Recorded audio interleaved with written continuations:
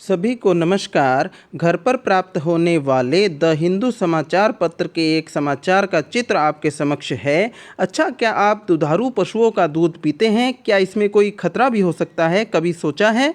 आइए अपने ज्ञानवर्धन अंग्रेजी व हिंदी शब्दकोश में सुधार तथा प्रतियोगी विद्यार्थियों के एकेडमिक उद्देश्यों के लिए इस द हिंदू की खबर को ध्यान से पढ़कर समझते हैं। इसका शीर्षक है antibiotics in livestock a worry, residues remaining in milk are a cause for concern. ये कहा है CSE नाम की संस्था के डायरेक्टर जनरल ने। इसका अर्थ हुआ, मवेशियों में पाए जा रहे अवशिष्ट एंटीबायोटिक्स चिंताजनक। मवेशियों के दूध में अवशिष्ट एंटीबायोटिक्स घुले हुए पाए जाते हैं, जो कि चिंता की बात है। दूध डेयरी के क्षेत्र में एंटीबायोटिक अर्थात प्रतिजैविक औषधियों का उपयोग खतरनाक रूप से इतना अधिक बढ़ चुका है कि पशुओं को एंटीबायोटिक दवाएं बहुतायत में दी जाने लगी हैं और पशुओं के दूध में इन प्रतिजैविक औषधियों के अवशेष काफ़ी मात्रा में पाए जा रहे हैं। यद्यपि हमारे देश में ऐसा परीक्षण कराए जाने की प्रथा बहुत कम ही है कि कोई पशुपालक अपने पशु के दूध में उपस्थित एंटीबायोटिक के अवशेष की मात्रा का परीक्षण कराए। ऐसा परीक्षण बहुत दुर्लभ ही कभी कराया जाता होगा। यह तथ्य centre for science and environment CSE की एक रिपोर्ट में सामने आए हैं। Centre for science and environment CSE ने डेयरी क्षेत्र में एंटीबायोटिक्स का बढ़ता उपयोग इस विषय पर एक ऑनलाइन बैठक का आयोजन किया था।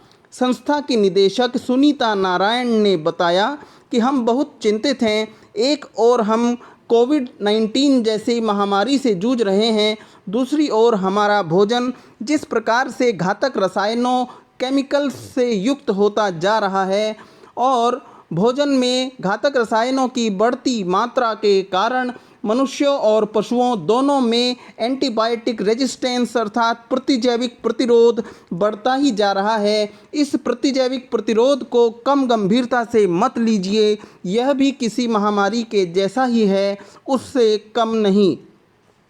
इस ऑनलाइन बैठक में food safety and standard authority of India, भारतीय खाद्य सुरक्षा एवं मानक प्राधिकरण FSSAI, national dairy development board NDDB, world health organisation विश्व स्वास्थ्य संगठन WHO, राज्य सरकारों के डेयरी तथा पशुपालन विभाग के प्रतिनिधियों, central drugs standard control organisation के साथ साथ विश्वविद्यालयों के शोध संस्थानों तथा सिविल सोसाइटी नागरिक समाज के सदस्यों ने प्रतिभाग किया। द हिंदू ने उपशीर्षक बनाया है क्राइसिस ऑफ रेजिस्टेंस, प्रतिरोध का संकट।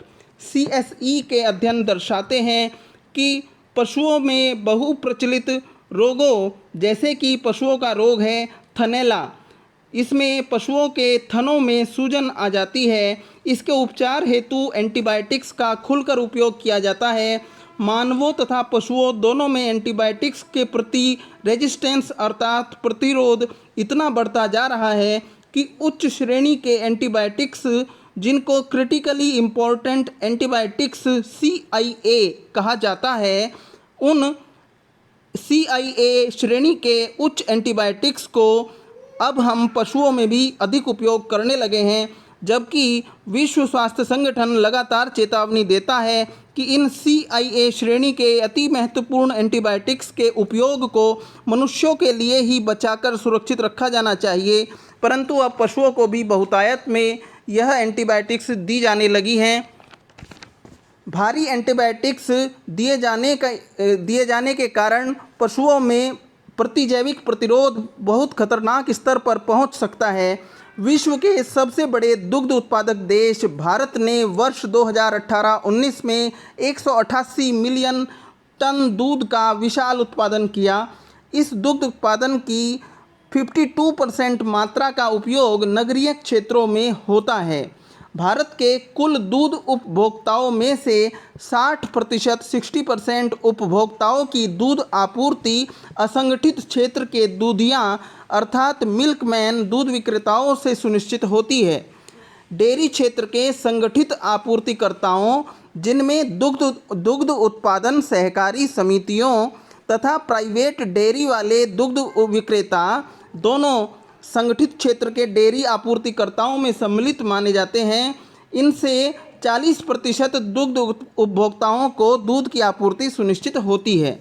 यद्यपि भारत में पशुओं पर उपयोग की जाने वाली एंटीबायोटिक दवाओं का उपयोग विधि द्वारा विनियमित है, अर्थात इस विषय पर कानून विद्यमान है, तथापि खतरनाक सिद्ध होने वाली एंटीबायोटिक्स बाजार में बिना पशु चिकित्सक के परामर्श के ही सरलता से उपलब्ध है, जिस कारण डेयरी वाले इन दवाइयों का भंडारण भी आवश्यकता अनुसार पहले से ही करके रख लेते हैं। CSE ने रिपोर्ट में बताया कि गांवों में किसान अपने पशुओं को बिना डॉक्टरी सलाह के स्वयं अपने विवेक से बाहरी लक्षणों के आधार पर दवाइयों के इंजेक्शन लगा दिया करते हैं। द हिंदू का उपशीर्षक है इनएडिक्वेट फोकस, अर्थात अपर्याप्त ध्यान। राज्यों के स्तर पर दुग्ध उत्पादन एवं आपूर्ति कराने वाले सहकारी संघ कोऑपरेटिव फेडरेशंस विद्यमान हैं, जो कि किसानों से दूध प्राप्त करके प्रोसेसिंग करके प्रसिद्ध ब्रांड नामों से दूध को पैकिंग करके बाजारों तक आपूर्ति करते हैं। परंतु दुर्भाग्य से यह संघ फेडरेशंस किसानों से प्राप्त दूध में अवशिष्ट एंटीबायोटिक्स की मात्रा का परीक्षण अर्थात टेस्टिंग कभी कभार ही करते हैं। इस पर अधिकांशतया ध्यान ही नहीं दिया जाता। किसान भी अपने बीमार पशु जिनका इलाज जारी है, बीमारी पूर्णतया ठीक नहीं हुई है, उन पशुओं का भी दूध बेचना जारी रखते हैं। इससे भी दूध में मिश्रित एंटीबायोटिक्स की मात्रा बढ़ने का खतरा बढ़ जाता है। जब किसान उपभोक्ता को सीधे दूध बेचता है तब तो दूध का परीक्षण होता ही नहीं। दूसरी ओर ब्रांडेड दूध के पैकेट्स भी अधिकांशतया दूध के परीक्षण के बिना ही अंतिम उपभोक्ताओं को प्राप्त हो जा रहे हैं। यह जानकारी CSE के कार्यक्रम निदेशक अमित खुराना ने दी। यह डिस्कशन हमारा कंप्लीट हो गया है। इस वीडियो को अधिक से अधिक लाइक करिए, शेयर करिए और हमारे चैनल को सब्सक्राइब करके घंटी का बटन दबाना ना भूलिए। धन्यवाद।